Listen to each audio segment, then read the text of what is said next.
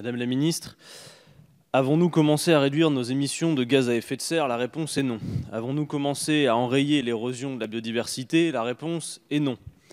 Avons-nous arrêté l'artificialisation des sols? La réponse est non. Ces mots, vous les connaissez bien sûr, ils sont ceux du ministre Nicolas Hulot alors qu'il démissionnait. Alors que la jeunesse du pays se lève et vous somme d'agir pour le climat, vous poursuivez les politiques de libre-échange en rupture avec les engagements pourtant peu ambitieux de la COP21. Alors que la jeunesse du pays se lève et vous somme d'agir pour le climat, vous refusez d'inscrire dans la loi l'interdiction du glyphosate.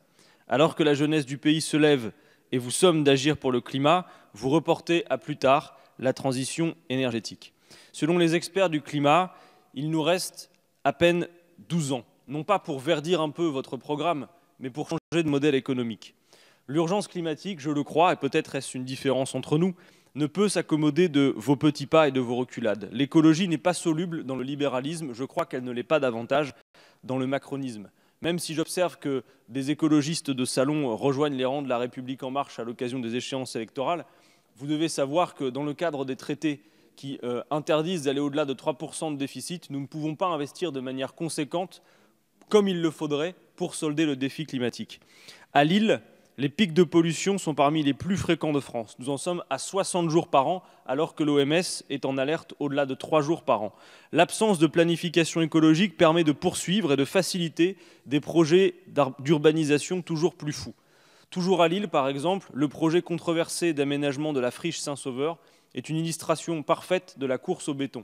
Martine Aubry, maire de Lille, et Damien Castelin, président de la métropole, soutiennent la création d'une piscine olympique en lieu et place d'un des derniers lieux non urbanisés de la ville, qui pourrait constituer un véritable poumon vert que réclament beaucoup d'habitants, et se joue sur place une opposition stérile entre le besoin de logement et le besoin de respirer.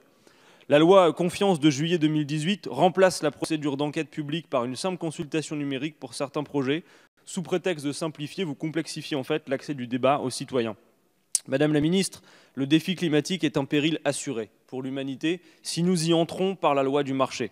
Pourquoi ne pas mettre à l'ordre du jour la règle verte qui ferait qu'on ne prélèverait pas davantage à la nature que ce qu'elle peut reconstituer? Il s'agit là d'un véritable défi technique lancé à toute l'humanité, au service duquel, je le crois, la France peut déployer toutes ses capacités technologiques, de savoir-faire et de compétences techniques. Je vous remercie. Je vous remercie. Madame la ministre.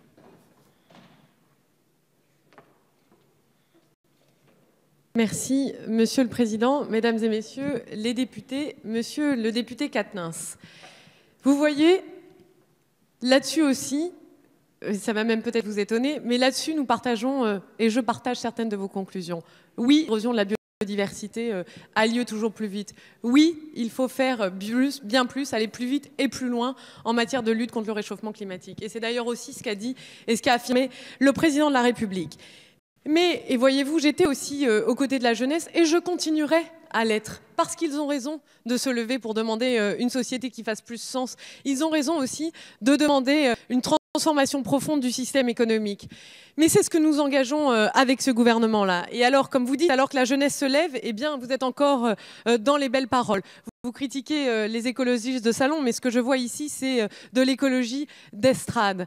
Oui, il faut changer en profondeur le système économique. Et c'est ce que nous avons commencé à faire, et notamment à travers la présidence du G7, notamment à travers notre engagement au niveau international. Il faut transformer ce système capitaliste qui est parfois totalement absurde, et cette finance qui ne fonctionne que pour elle-même.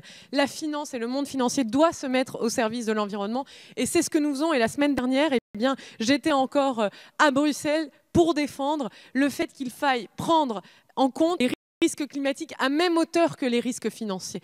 Et de même, nous voulons aussi transformer le système économique. J'ai eu l'occasion d'y revenir tout à l'heure lorsque je répondais au député Fürst. Eh bien, nous voulons aussi changer nos modes de production et de consommation qui sont et nous voulons pour ça réduire la quantité d'objets que nous consommons, et notamment en particulier d'objets plastiques. Nous voulons aussi encourager considérablement le recyclage, et nous avons mené une politique en ce sens, et nous voulons aussi favoriser très rapidement le réemploi. Et c'est ce que nous nous attachons à faire à travers, par exemple, notamment un pacte national sur le plastique. Mais voyez-vous, l'engagement, maintenant, ce que nous avons besoin d'action, monsieur le député. Et les propos d'estrade, c'est bien, mais ça ne nous dit pas comment faire. Il faut que nous rentrons dans la méthode. Il faut commencer à se salir les mains. Oui, c'est ça la réalité, si on veut lutter activement contre le réchauffement climatique et en faveur de la biodiversité. C'est ça qui est essentiel. Et quand on reste sur les grands principes, alors oui, on est tous d'accord. Mais maintenant, il faut sortir de l'idéologie. Et quelle solution proposez-vous? Quelle marche vers l'avant? Parce que moi, ce que j'entends dans vos propos, c'est beaucoup des constats. Mais moi aussi, je peux les faire, ces constats-là. Moi aussi, c'est très confortable. C'est très confortable. Mais quand avez-vous apporté des solutions très concrètes? Parfois, ce que vous proposez, eh bien, ça s'apparente à une dictature verte. C'est aussi ça ce que j'entends dans votre règle verte. C'est aussi ça ce que j'entends. Et je vous propose aussi de parler de parler à certaines des personnes qui se retrouvent face aux réalités du changement climatique. Parce qu'il faut à la fois concilier, parce que oui, c'est à la fois. Quand on veut faire basculer des systèmes, il faut à la fois concilier des impératifs, comme par exemple des impératifs d'emploi, avec des familles qui risqueraient de perdre leur emploi, et de l'autre côté aussi accélérer la lutte contre le changement climatique. C'est ça la réalité, quand vous êtes aussi en position de décider. Et c'est bien plus difficile que d'être tranquillement installé sur un siège. Je vous remercie, Madame la Ministre. Monsieur le député, vous souhaitez répondre? Le temps est écoulé, donc j'appelle votre vigilance à tous sur le fait que le temps total est de 6 minutes, donc il faut trouver un certain équilibre. Je vais vous laisser quand même quelques secondes pour la réplique. Mais comme on a 33 questions ce matin, il faut qu'on arrive à cadrer dans les temps impartis. Monsieur le député, une réplique, si vous le souhaitez. Merci, Monsieur le Président. Je serai le plus rapide possible. Madame la Ministre, je regrette que sur la fin de votre réponse, vous ayez employé avec moi ce ton politicien, alors que je pense vraiment que nous sommes, vous et moi, nous tous, mis au pied du mur sur cette question. Vous dites nous faisons des effets de tribune. Précisément, Madame la Ministre, les solutions que nous proposons vous permettraient de sortir, vous, du régime de l'incantation. Dans la question précédente, avant la mienne, vous avez dit il faut changer de modèle de production, de consommation. Je vous propose une méthode applicable par le fait que l'on se fixe une règle politique qui nous oblige à nous mettre en mouvement. Par ailleurs, vous devez savoir, Madame la Ministre, qu'il n'est pas possible... Il n'est pas possible. Je vais demander de conclure, chers collègues. Oui, je vais conclure. Il n'est pas possible de faire ce que vous appelez de vos voeux sans investir massivement. Et le cadre aujourd'hui nous en empêche. Je crois que la différence entre vous et moi, pour la résumer sur ce sujet, je termine, Monsieur le Président, c'est que contrairement à vous, Madame la Ministre, je ne crois pas que face à l'urgence temporelle, les petits ruisseaux puissent faire les grandes rivières. Nous avons besoin de grandes décisions politiques. Merci.